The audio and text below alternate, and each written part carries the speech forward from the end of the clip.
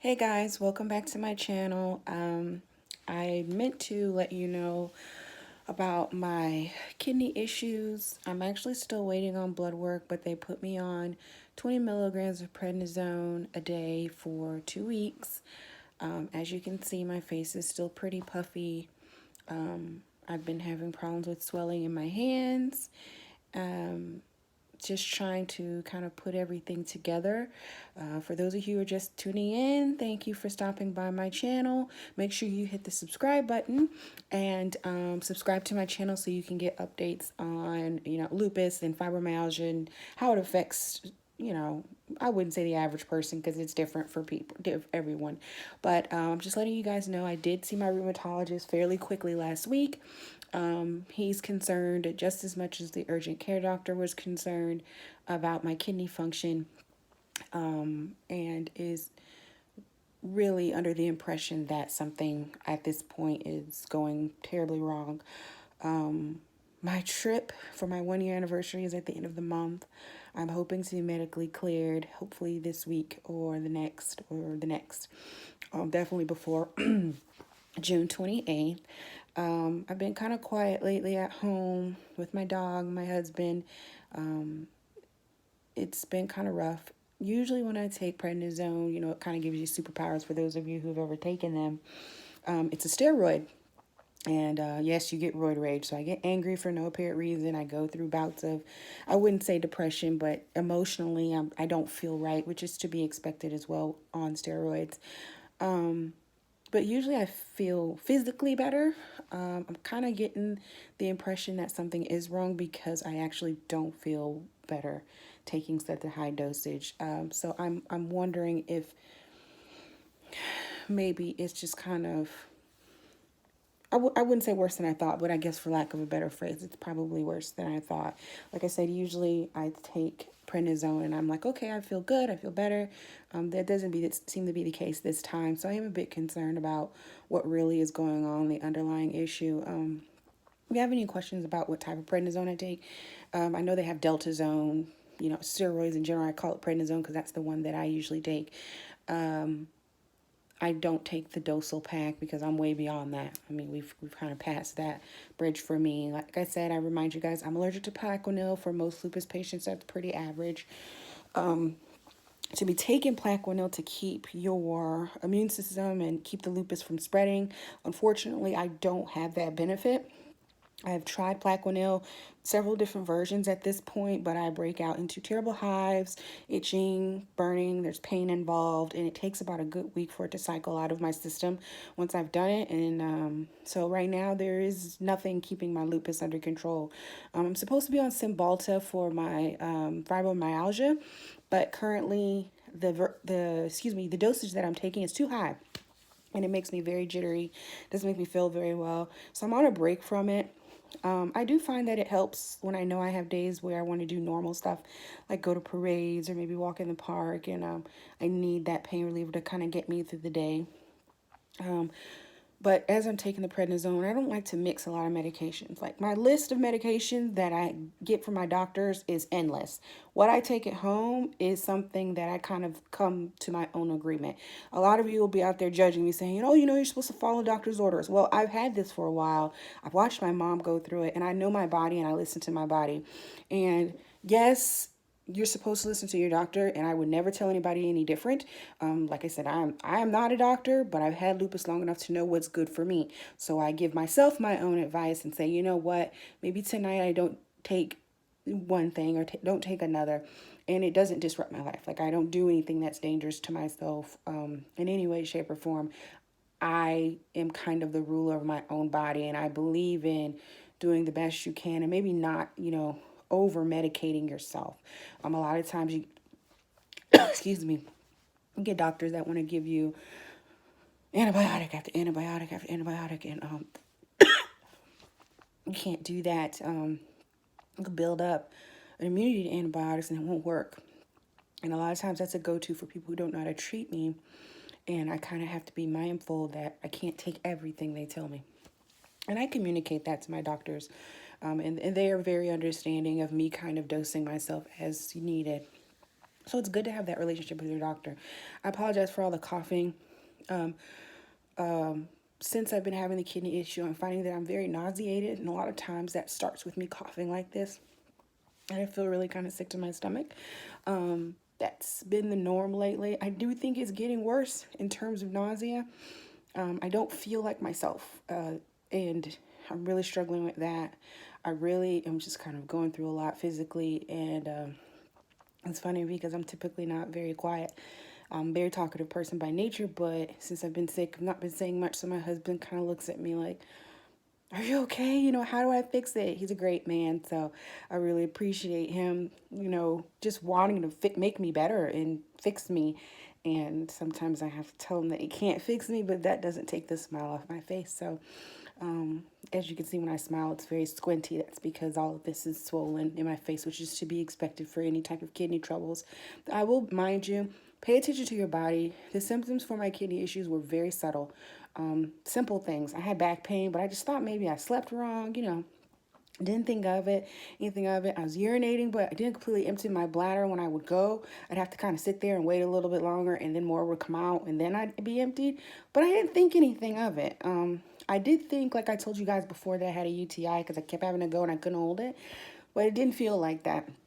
It wasn't until I felt really nauseated and kind of like I was going to pass out, and the back pain was excruciating, where I said, maybe I should just go see what this is. And if it is a UTI, let's just get this over with. Turns out it was not. So please, please, please pay attention to yourself.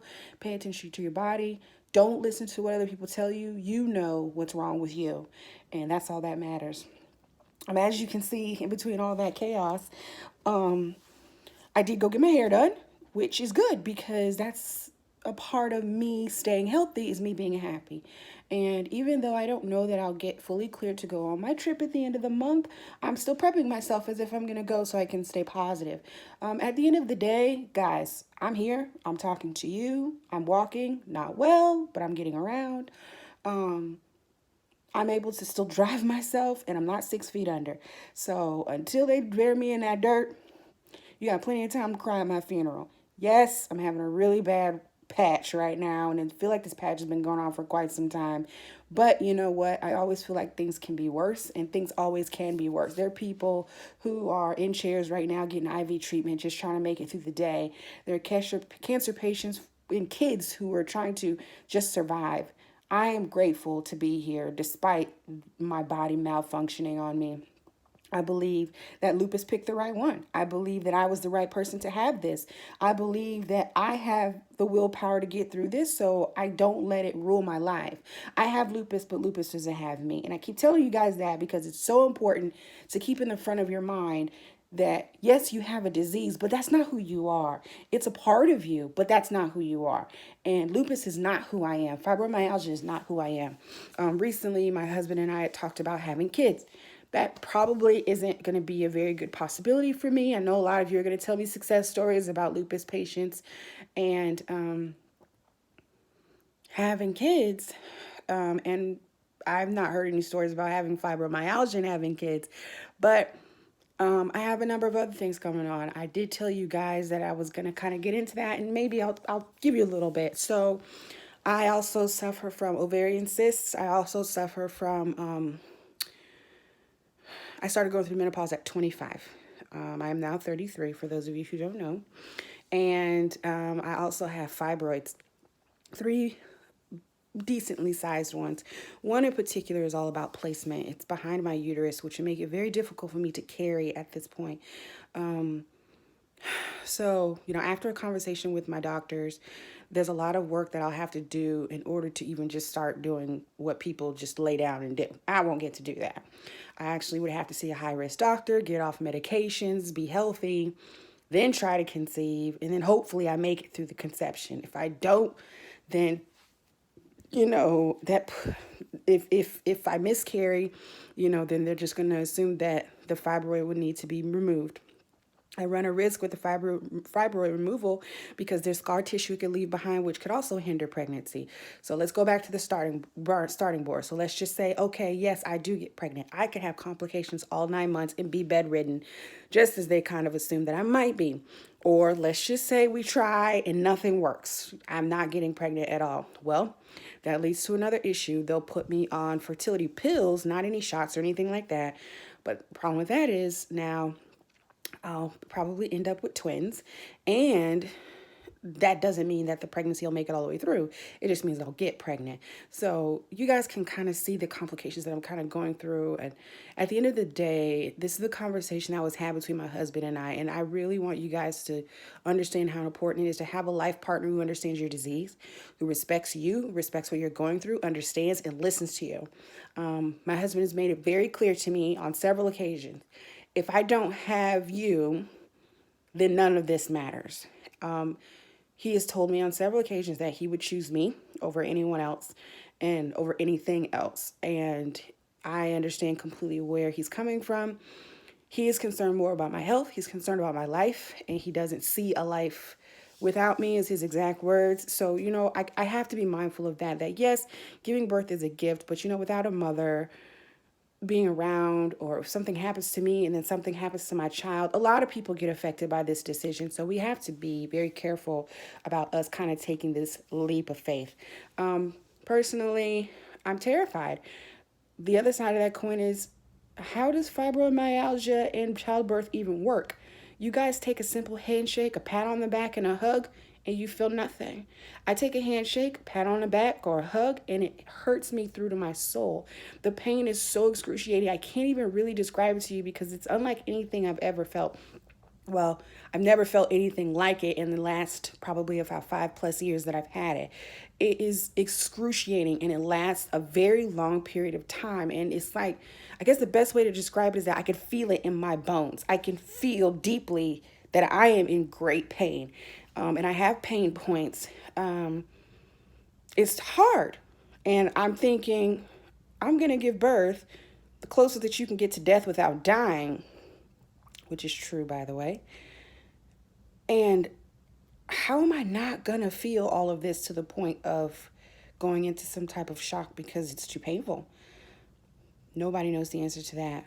I've spoken to several doctors. Like I said, I want to talk to another specialist, but that conversation apparently isn't being had very much. I'm going to do some more research before I really say that no one's talking about it. Someone else has to be concerned about this outside of me.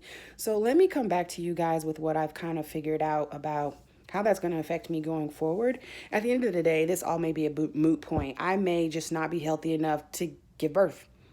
And I'm fine with that. I'm sad. It disappoints me. Do I feel a little bit less than? Of course, absolutely. Do I have an excellent support system? Absolutely. I have a great husband. I have a wonderful family. I don't have anybody who's kind of wailing on me about not doing this the right way, as they like to say. A lot of my family is very supportive. So we've been talking about adoption too, but as you guys know, that can be expensive. So we will save that for a whole nother day when we get through the process. But right now, I'm just trying to get healthy to go on this trip. I need a vacation. I'm tired of being tired. I'm tired of being sick. I'm tired of the doctor's appointments. On average, you guys, I see a doctor about 6 times a month. In 30 days, I go to 6 doctor's appointments, minimum. I'm tired, and this has been going on for months. I'm not able to stay at work long periods of time. There's just some things that I can't do, and it really affects me in more ways than one. Physically, definitely mentally, things that I want to do. I love amusement parks. I'm supposed to go to Disneyland with my mom. I can't do those things well without being pretty medicated, but I take a lot of breaks. My joints just don't hold up. A lot of you like, oh, she's heavy set. It's a part of it. I'm trying. When you have a doctor telling you that there's not a lot you can do about your weight, so they don't even tell you that you're overweight, that's when you know it's kind of out of your league. Apparently, I can be bigger than I am from what they've told me, but they can tell that I do what I can at home because I've maintained this weight pretty well despite getting sick. The kidney thing was a setback. I was gaining like 2 pounds every 2 or 3 days, but I didn't know why. Apparently, it was because of all the inflammation in my body, water retention, and then when your kidneys don't work, obviously you can't get rid of the waste like you're supposed to. So that wasn't my fault. Much like anything else that's wrong with me. But I still think about my body. I still think about what I put in my body, and I still think about the medications that I take. And a lot of the side effects of the medication that I take is weight gain. So I'm kind of working against the wheel here. Also, you have to know that lupus patients can't do a lot of cardio. Let me be very specific about that. I've been medically advised not to do a lot of cardio. And if I do, it has to be extremely, extremely low impact. As a matter of fact, they only want me to do Tai Chi. Personally, not interested. It's boring. It's too slow. I don't want to do it. I like stuff like Zumba. I like stuff like dance classes. But those things and the moves that they do can be harmful to your joints in a lot of ways. They won't even let me get cleared for yoga. Apparently, if I do go do yoga, I have to get someone who specializes in like geriatric care or easier or slower form of yoga. Apparently, like the stretches they do could severely hurt me. Like I said, my story is unique. It's not everyone's walk. I just want to tell you guys, and I just come to you guys on this channel to let you know that there are other people out there like you. There are other things that you may not be able to explain to other people, and you shouldn't have to. But we find ourselves, people with invisible diseases like mine, explaining ourselves to everyone every day. You know, I was gone all last week out of work. That I was working from home, so the work was getting done. It's just I couldn't physically be in work because I was not being able to hold it together. Having said that, when I came back, you know, everybody's like, oh, you've been gone. Are you okay? What's going on? And you don't want to rehash it, but sometimes you do because you want to be justified and like, look, I'm not sitting at home on a vacation thinking about how awesome you guys are and how my life is. I'm sick. Being sick is not a vacation. Taking time off from work because you're sick is not a vacation. If anybody ever tells you that, or people, she doesn't look sick, lies.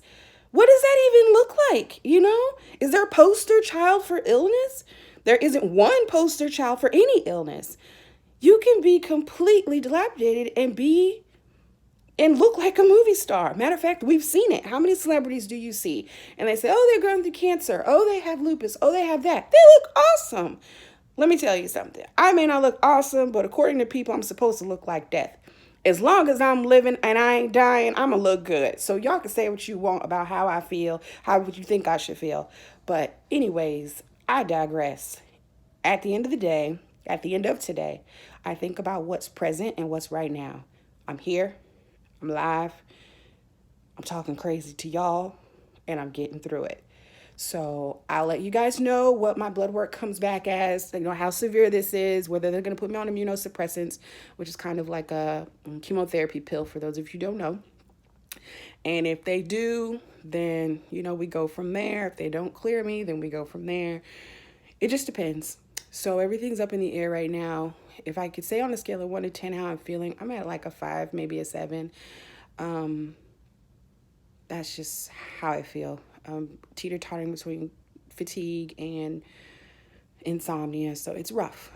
But I will check in with you guys another day, see how my body feels, and give you a video once I figure out what's going on, where my body is doing, and what is it trying to tell me. So till then, I'll talk to you guys later. Make sure you subscribe to my channel so you can keep figuring out how this thing goes. I'm still learning, and I've had it for years. So this is me signing off. You guys have a good evening, and remember, you ain't dead yet.